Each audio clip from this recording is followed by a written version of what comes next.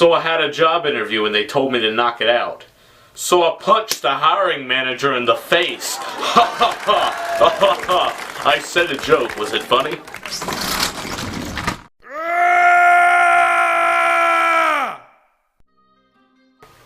A long time ago.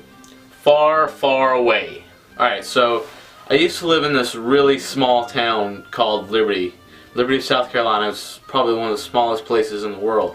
About that big compared to the rest of the world size things. When I lived there, I have some of my best memories growing up there. Well, I moved there in the middle of 4th grade, and I left there the middle of 7th grade to come to Powdersville, where I currently am. But when I first moved there, I met a neighbor named Tyler Helton, and we were pretty close. We were pretty close. That close. Maybe not that close, because that's physical that's weird. His mom used to babysit this guy named Jonathan, who was our age. Over the summer or over the weekend, he would come over and she would have to watch him. We would torment him, I guess you could say. It's not really the word, because we weren't really doing anything bad. Anyway, this guy was goofy. He was a full-blooded gangster. He claimed to be in the Crips, the Bloods, everything. He claimed it all. He thought he could kill anybody he wanted to kill. He was the top-notch thug. He can kill anybody. We eventually, that summer, we went swimming, and it was our neighbor's pool, Dylan, and it was an above-ground pool. And when we got there, we were on the dock, and it was me, Tyler, Aiden, Dylan, and Jonathan. I think Dylan was there. It was his pool. Anyway, we're on this dock thing that circles the pool, and it's an above-ground pool. And we were like, Jonathan. Now this kid's really paranoid to be a thug slash gangster slash redneck slash, yeah. We're like, okay, that end of the pool, dude, you don't want to go near that end of the pool. It's 8 feet deep. And everybody knows above ground pools are like 3 to 4 feet deep. They're not like you jump in and you knee yourself in the face because it's so shallow. He eventually gets in after cowering around after a few hours, and when he's in there, we're not really pushing him toward the deep end, but we're trying to get him to go over there. He's like, no. So this gangster breaks for it. He is nervous. He thinks we're trying to kill him. He's on our hit list. We're killing him. That's what he thinks. So we look over, and he's climbing over the side of the pool, and of course it's the metal rim, but those things it's like aluminum, like it just wants to break. And he was pretty chubby, and he's sitting there trying to climb over. He's got 1 foot over. His jelly rolls are rubbing up on it, and he's just sitting there, and we're like, oh my god, dude, chill out. We're not going to throw you in the 8 foot end. It's not deep at all. So eventually he gets out, he gets up and goes up the ladder the normal way instead of trying to break the pool so we'll all die by draining out of it. We eventually get out. We're going toward Tyler's house, the guy whose mom babysits Jonathan, the paranoid thug gangster.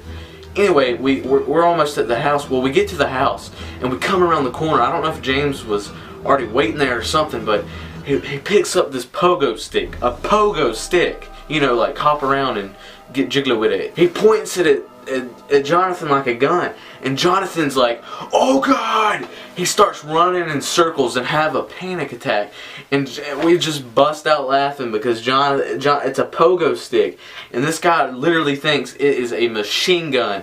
I guess it's his thug slash gangster instinct that's just like, it looks like a gun, I better run. And he gunned out of there. It was crazy. And then after a while, Tyler moved to another house, and we all kind of split for a while. Then we got back for a reunion. It was Tyler's birthday, and me and Aiden, my older brother's like, you know, Jonathan's coming, dude. We should do something. We should mess with him again. Double dead leg him. A dead leg's when you punch somebody like right above the knee on the side, and their leg just goes limp. Double dead leg him at the same time. And he just breaks. He falls to the ground in tears. I felt bad, but this thug, who he claims he can kill anybody, who he claims he's in every gang there is, like it's a different gang every day. He's crying on the ground in dead leg, and he calls his mom, and he just calls her, and he leaves. I talked to Tyler recently because I hadn't talked to him in like a few years, and he says that this kid's still claiming to be, like a full-blooded thug, and this kid was like, I don't know, fake as it gets. Him and this one kid we knew, Jason, got in a fight one time, and he actually beat up Jason, which, well, people have their own opinion. It wasn't even really a fight. We were all having like a slumber party because we're a bunch of guys who sleep, in the same house and stay up all night and paint our nails. Anyway, they got in a fist fight for some reason. It was stupid, but I don't know. That was just another memory. It was funny because this guy, like, he started skating too, and he would do like a little nollie. He was like, "Oh my God, I'm a professional skater." One time we were in the woods and we were building like a teepee with some trees, and James, Tyler's older brother, who's about Aiden's age, which is like 19, 20, something like that. There's this limb that hangs over like the teepee camp area, and he's just sitting there like he's trying to like a bad A. He's like, "Yeah, watch this. I'm gonna do some pull-ups." He jumps and grabs it, and the thing breaks and falls on him. We look over and all we see is James falling, and this limb, this ginormous limb that could probably kill him and crush his ribs and, you know, stab his heart and kill him, falls on him, and we're just like, "Oh my God, dude, you're gonna die."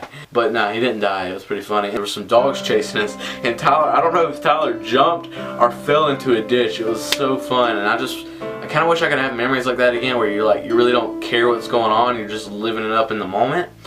But a lot of things has changed since then, and people in Liberty I used to hang out with changed. I've changed, but like a lot of people started bad habits, and I just can't keep up with that because I got stuff to do. I mean, of course they got stuff to do, but I mean, you know, people go their separate ways, and I just kind of miss those moments and memories when people were, you know, just friends and didn't worry about anything else, you know, like hanging out with each other. And I don't know, it's kind of cool, but there's some stories. Thug life. Keep in touch, guys.